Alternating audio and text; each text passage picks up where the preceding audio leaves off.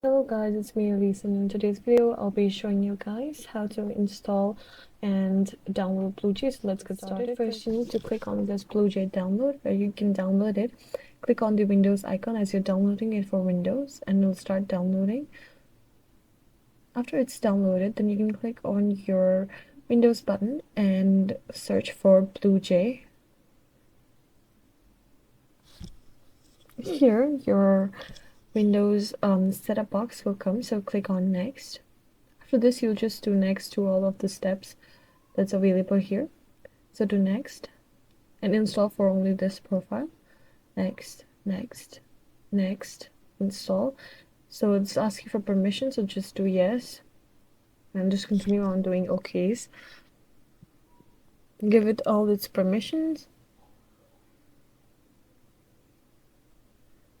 And after that, it'll start to download on its own in the background. Just restart later if you'd like to, or restart right now. But after it's installed, you can open BlueJ now. And I hope this video was very helpful. I'll see you in the next one. Please be sure to like, comment, share, and subscribe. It's me, Elise, signing out. Peace.